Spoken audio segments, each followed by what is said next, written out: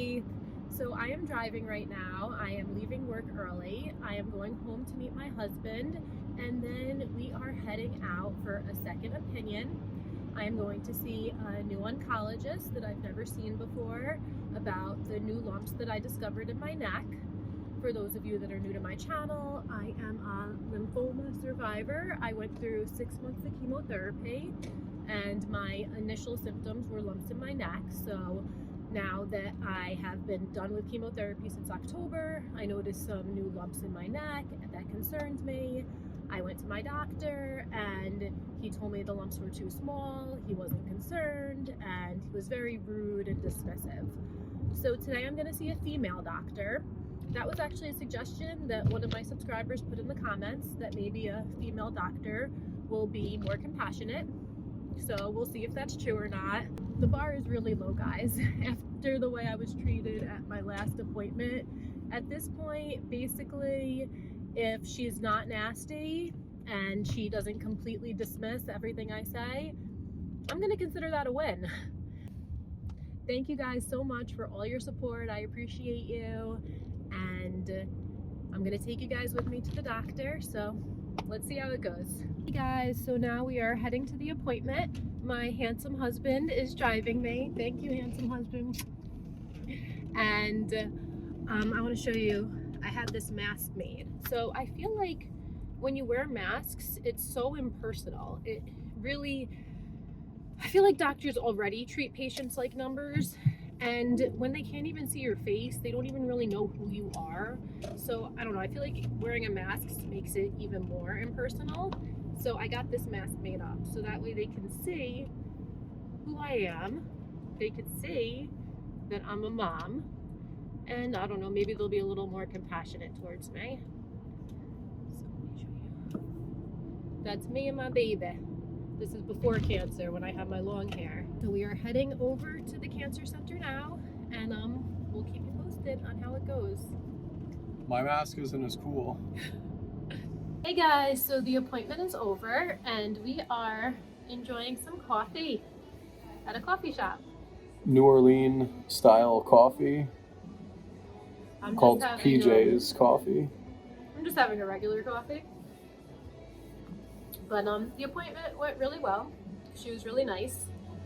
She basically said the same thing that the other doctor said, but she was a lot nicer about it, and she explained things a lot more thoroughly, and she was a lot more reassuring.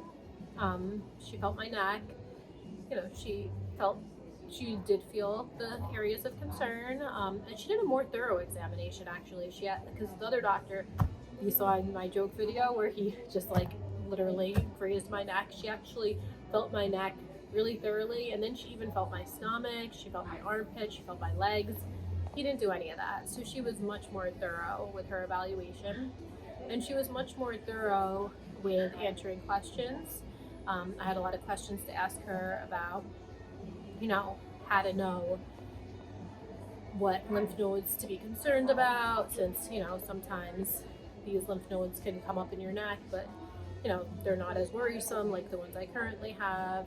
And she basically said that unless a lymph node is 2 centimeters and very more hard, that's when she would be concerned.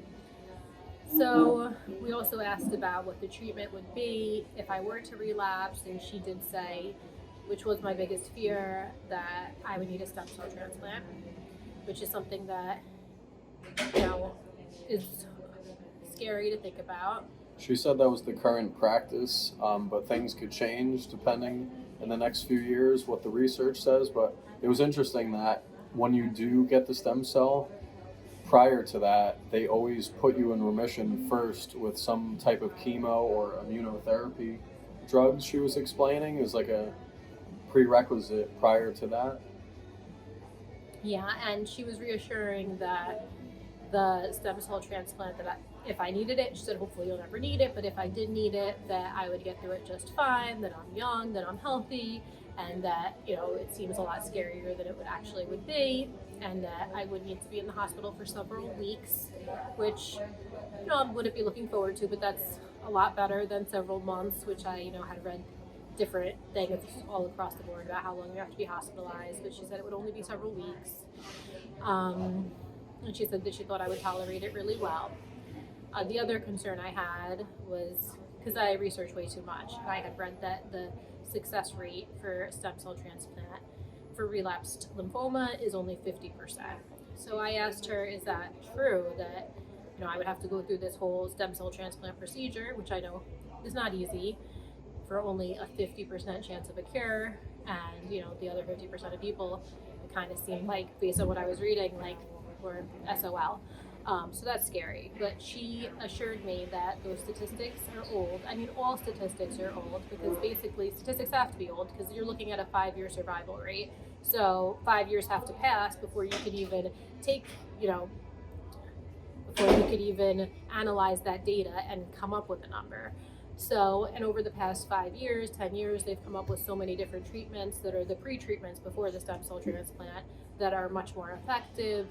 So she said, although she doesn't have a number, I shouldn't pay too much attention to that 50% cure rate. So I said to her, so you think that with the new treatments that are available and that are being used as pre-treatments to the stem cell transplant, you think that the cure rate is higher than 50%? And her response was, I think it's much higher. So that was definitely great to hear.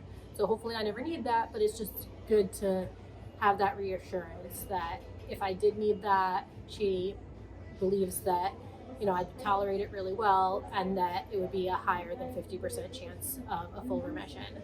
So that made me feel better overall, just in this scenario. You also wouldn't have to isolate from your son. Right, I asked her that too. She said that I wouldn't have to isolate from my son. But there is a 2 to 3 week hospital stay. There's a 2 to 3 week hospital stay, and then after that, she said for the first month, I would have to be very careful to not get sick. So I said, does that mean I wouldn't be able to see my son? She said, no. But I mean, because my son's sick all the time, which is part of the reason why I think that maybe I am having these enlarged lymph nodes, because I'm getting sick all the time from him, because he's 2 years old and he goes to daycare. We both work. So obviously, he's always coughing, sneezing, he's a baby. So he's going to get sick and he's going to pass that on to me. So that could be, I'm hoping that that's the reason for these enlarged lymph nodes, just that, my immune system is reacting to being exposed to different germs. By the way, commercial break. These locations are Fairfield, New Jersey, Newark, New Jersey, New Orleans, Louisiana, and also soon to be Toms River, New Jersey. Yeah, Jason's got a special coffee. I got the Southern Wedding Cake Latte. Is amazing, actually. I recommend. It's what they're promoting currently.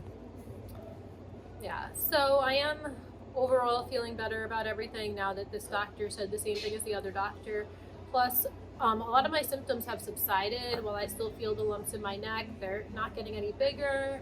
And some of the other symptoms I was having, such as the night sweats and the pain in my head that was really bothering me for months, that hasn't been bothering me lately. So I really want to thank all of you from the bottom of my heart for all your positive energy that you're sending to me, all of your prayers, all of your kind comments, because I really do believe that they are helping me. So thank you so much. I appreciate you all.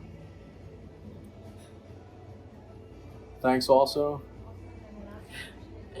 And I'll continue to keep you posted. Hopefully I won't be making too many more videos with cancer scares. Hopefully my videos going forward can focus more on our travels, our family adventures, and me publishing my book, because that's what I really want to focus on at this point.